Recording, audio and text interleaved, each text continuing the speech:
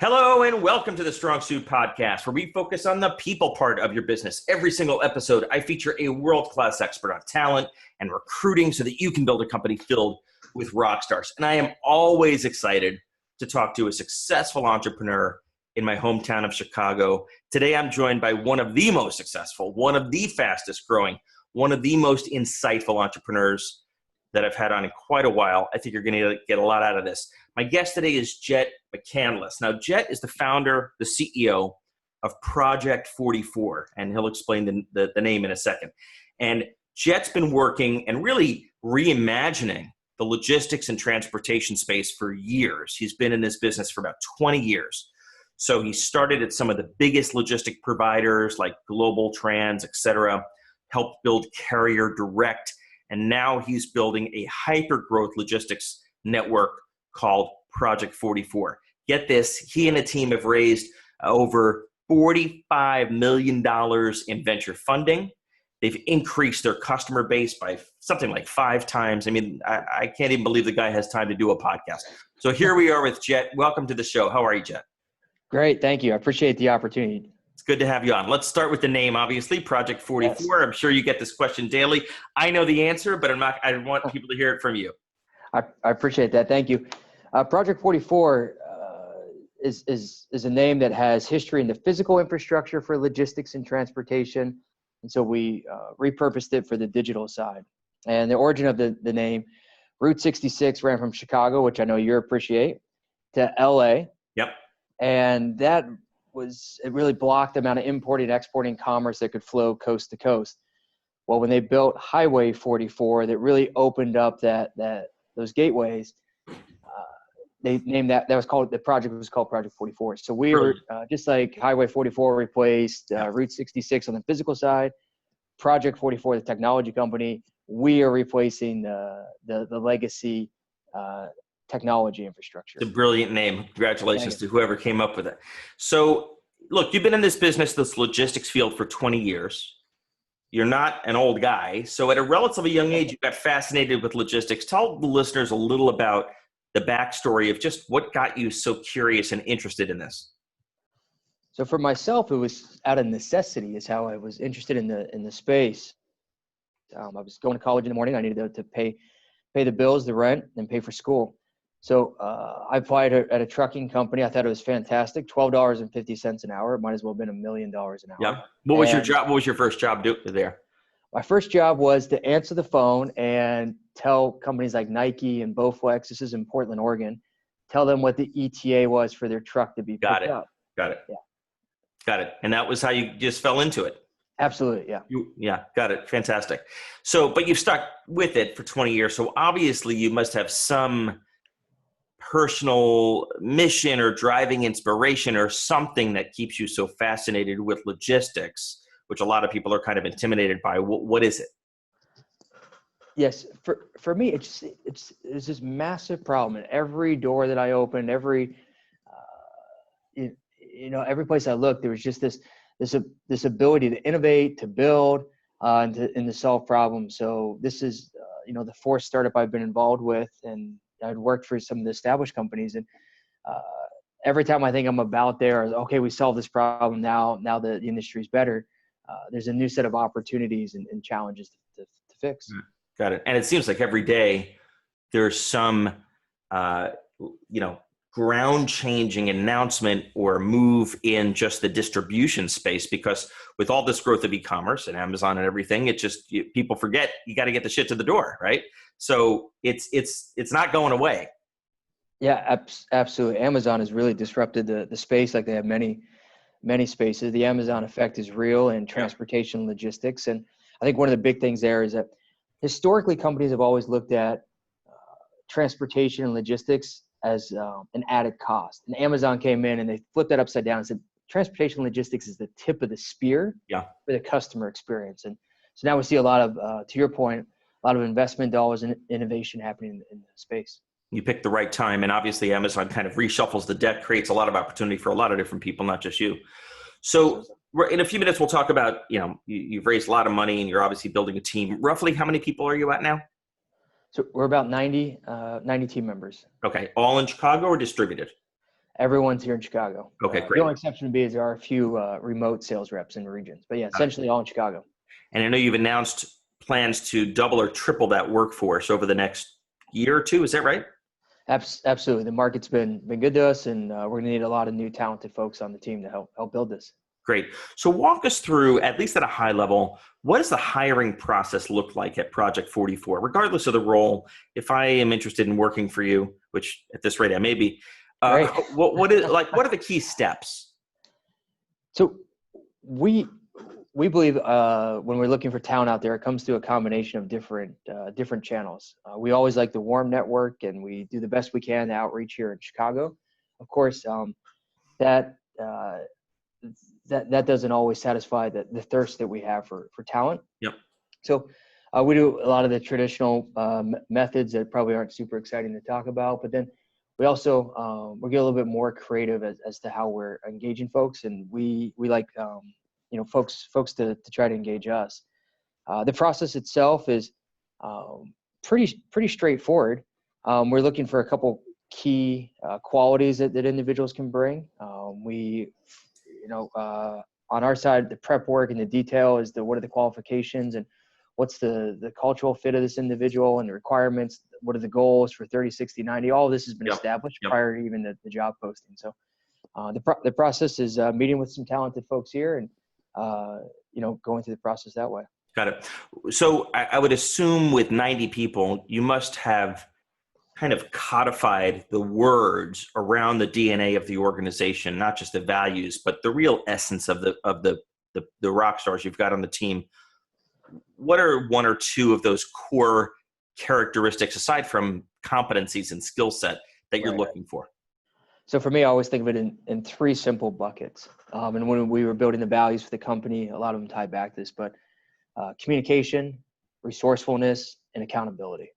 So break those down. Give us some color on what that means. So for accountability, it's about managing your dependencies, about really owning whatever the world throws at you. And I think when an individual, both in personal and in at work and professional, when you can be responsible for all the items that are around you, the amount of freedom that provides is absolutely incredible. And the doors that it opens up is huge. Resourcefulness, we are very fortunate living in 2018. You can almost find the answer to anything right now. So if you're willing to take the time and find out. Exactly. And that it's, of course, you can leverage some technologies now that have been around used for 20 years, like the internet, but the groups and circles and communities now, there's just so much more knowledge. So just being resourceful, there are always problems or challenges that we're working on. So how are we bringing the solutions to the table for the group? And then the communication. I just think, again, in personal and in professional, so many issues and challenges come down to communication. The ability to sit across from somebody and just have, whether you subscribe to books like Radical Candor or something else, just sit down and talk, have a conversation about it, and find ways to bring, solutions to the table. How do you weight those three? I give you a lot of credit for really, clearly you've thought about them, right? A lot of companies don't. How do you weight those three DNA characteristics relative to skill sets and job competencies when you're going through the interview process with candidates? So I try to touch as many folks as I can that are coming out of the company. One, because I like the benchmark and I like to understand where they are, but I go over those three qualities with everyone that I meet, and I hope our team also does throughout the process that we have set up, and I hope they follow that. Are they non-negotiable? So in other words, you find a candidate who's got the right skill set, great experience, but maybe they're not the best communicator or the most resourceful, you'll walk away? Absolutely. They're non-negotiable. They are deal breakers. And every position in the company. So, nobody's perfect along the way of hiring these 90 people. I'm sure someone has gotten in the door that you found after the fact didn't have those three DNA characteristics. What did you do? You don't have to name names or anything, but how long do you give it? What is the process where you say, you know what, we made a mistake? Yeah, for me, I'm often looking at people's intentions. So I realize that not everyone's going to come to the table perfectly polished and with all the skills mature and developed. I know that I certainly, for myself, I'm constantly trying to improve, and this is a journey. So it'd be unrealistic for me to expect everyone to come with those skills mature. There are people that have come on that we probably didn't do a good job of taking the time and understanding, or maybe even communicate how important those skills are. And so for us, if the individual has the desire, is what it really comes down to, and they have, one of the, they're resourceful. Yep. I'm willing to make the investments, and it's not always just spending capital. It can, just be time to Yep. work with them to work that, but it has to be, it's not an unconditional love thing. There has to be a strong desire on their side, and then we'll match it. Got it. So you'll invest in them as long as they'll invest in themselves. Correct. And if they're not willing to, then I always say it's best to get to know as quickly as possible. Yep. And then how do you go through that process of exiting from the business? Do you give them a certain amount of notice, or do you just walk in one day and say, look, this is clearly not a fit? Yeah, I'd be surprised if we separated from anybody and it was a surprise. We don't like to draw the process out. I don't think it's good for them as individuals. I don't think it's good for the team, but there are conversations, and it goes back to that communication. So Yeah. We're going to communicate. We're going to overly communicate. We're going to talk about, where we are, where the deficiencies are. We want to hear from them also. Do they have the tools? Do they feel that there's something we can do better? I know that we're not the best. We need to get better.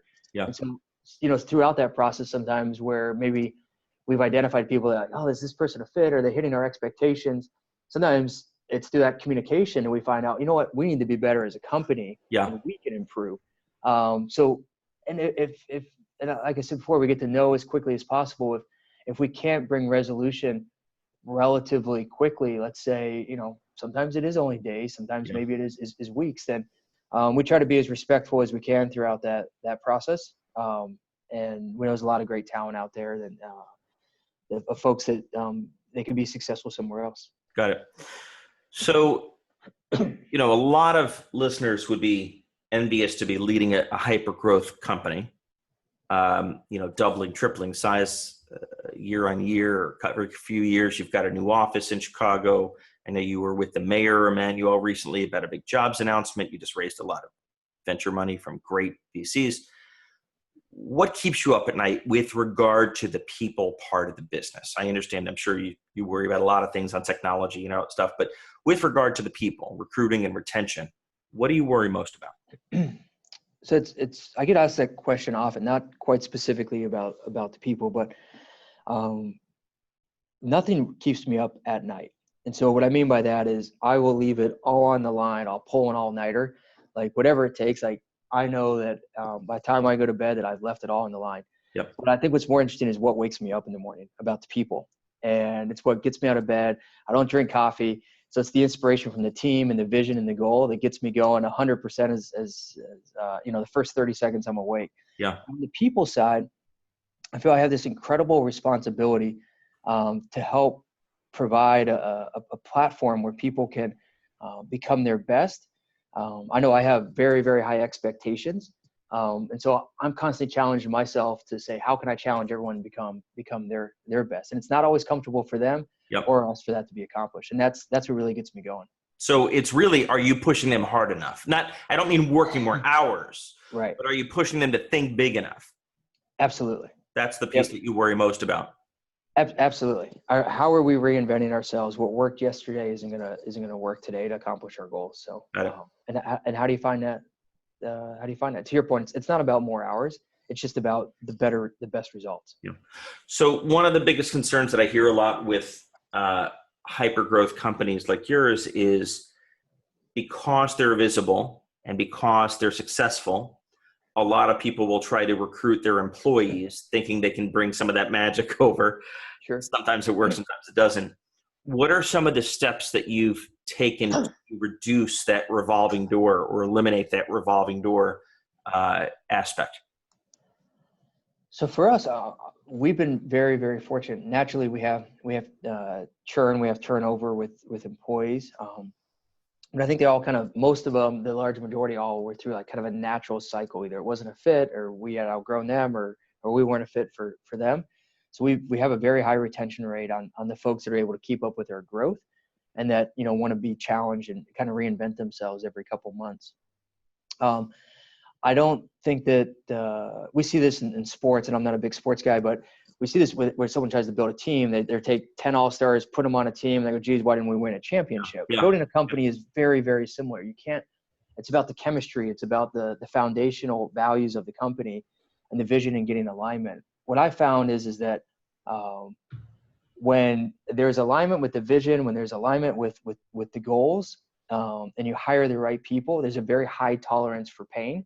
And, those people, that we attract, they have this high tolerance for pain, and they've subscribed to seeing this to the end. So we don't have, it's not easy to poach our people. That's not an invitation, just as an FYI for recruiters to, of course, that's not a challenge. But you've created a real value proposition for people to stay. Correct. I think it's a vehicle for them to accelerate all of their professional goals. Got it. With the new funding that you've brought in, you mentioned one of the key uses of that proceeds will be to expand the business and upgrade the team. Is it primarily in a particular functional area, or is it across the board? How are you kind of thinking about how to deploy those resources? Because of the nature of our business and the complexity of it, we don't have some companies, when they have capital, they have a simple product or something, they can really just overly invest or disproportionately invest is probably the better way to say it, and maybe say like a go-to-market strategy. Yep. For us, because we're building B2B software that very large enterprises depend on, we tend to almost, when I look at the investment, it's relatively even to what it was even 18 months ago, 2 years ago, when we were quite a bit smaller. Mm-hmm. It's engineering, it's product, it's the go-to-market, and it's also the back-end resources to make sure that we can support and have that infrastructure so we can grow. Yeah, it strikes me that customer service must be incredibly important for a business like yours, which ironically is where you started in the field, right? Yes, yeah, absolutely. It's all about the customer and delighting them. What have you done unique, if anything, in the recruiting process for those customer service? How many customer service people you have? So I would say there are no non-customer service roles in the company. Got it. As a good CEO should. And we have zero, what I would say, like dedicated customer service people, actually. So really? we have a chief customer officer. It starts July 9th, but there will be no one at the customer service title. Got it. We have support, we have customer experience, we have onboarding, but there's no one that's actually you would think of it. I think if you build a quality product that doesn't have a lot of bugs, we don't need a lot of that. It's a very unique structure you have then. Yes. So as the business has scaled, and I think this is one of the most fascinating things to explore with a growth company. The business is going to scale and unfortunately going to outgrow some of the people in the business. It's a natural Peter principle cycle. It is what it is. How do you kind of think about it? How do you proactively manage for that? How do you communicate that with your people so that they're not afraid of growth and not afraid that the business is going to grow, but it may mean that, there are some changes in the organization? Absolutely. So I think there's a couple different ways to think about this, and this is how I've been able to wrap my mind around this the best. I think there are people that are really strong ICs that love it. Yep. There are ICs that want to grow into player coach. Then there are player coaches that want to grow into leadership. So you have a combination of some people have a desire to go through that path. Yep. Some people say, I'm really happy as to where I am. It could be an IC. Yeah, so they're happy doing what they're doing. Exactly. So you have to also be creative. Some ICs can have, a 10X or 20X factor. Yep. So you have to also think about your comp plan as to how do I retain this really amazing IC and make sure that they have the earning potential, because there is leverage you're able to get off of it. And they may not enjoy. And for listeners, IC, you mean individual contributor, right? Yes. Okay. Yeah, absolutely. Yep. Sorry about that. Thanks for the clarifying. Yep. So there's a comp program that goes to that, but I also think about the company to the larger point. I'm a little bit older than probably most of the listeners, and I grew up driving a manual transmission, a 5-speed manual transmission. I remember those. Yeah. And I think a company is like that. So I would say right now we're in second gear. And so the question is how, when we get into fourth and fifth gear, when we start, let's say fifth year is over 10,000 employees. Yeah. And there are different people that also, not only do they like IC, player coach, leadership, there are different people that like to be in different gear, different size companies. And so I think it's just, again, it all goes back to that communication, us communicating what the company's needs are, and then the team member communicating as to what their goals are and what they want to accomplish. And I realize that can change throughout their time here too. And just, Got it. Tell me about the biggest nightmare hire that you've made. You don't have to name names or the position, but most importantly, what did you miss in the recruiting process that might have indicated some cues that there was going to be a problem? And how did you incorporate that into the process next time? Yeah, so the majority of what I wish I could say that I sat down and I had some of these ideas and this framework and our mission, our values, these core principles. I wish I could say that I had those, I was equipped with those, 10 years ago or the day that this company was started. The reality is that those came from making the wrong decisions or from, I like to call them learning experiences. Yep. But when probably the worst hire I had was missing all three: communication, resourcefulness, and communication, resourcefulness, and accountability. But they looked great on paper and they had a great resume, and they, certain parts that I had referenced, they were really strong. Yep. But I didn't realize at that point what was so critical to our success in order to accomplish the goals. And so I'd overlooked what wasn't defined back then, these principles. And, the person didn't work out. And it was one of those things where, geez, if I didn't have such a strong team around me, it probably would have set us back years. Right. And so how long did you give it before you realized, we've made a mistake? This was pretty early on, and probably about 9 months. Yeah. It's a long time. Yeah. When you don't have the framework to be able to quantify and, what's happening. Yeah. These things can drag on for some time. Once you develop this framework, you're able to get to know. You're able to get to that know so much faster. Yeah, because you've got a scorecard that you can objectively assess the person against, then you can say, this isn't what we needed. If you don't know what you're looking for, months and months and months pass, quarters pass before you realize it. Absolutely. Well, Jett, I give you so much credit for leading a growth company. Sounds fun, sounds easy, but it's not, particularly with regard to the people and building a healthy organization where people come and stay and do their best work. So I give you a lot of credit. How can people learn more about Project 44 or get in touch? Well, I appreciate it. Thank you for that. And it's good to talk to a Chicago native.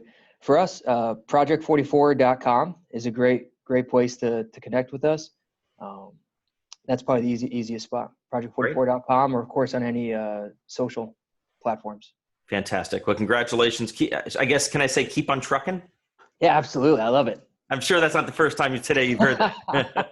I love it. I appreciate it. Thanks for being on the show. Thanks. Take care.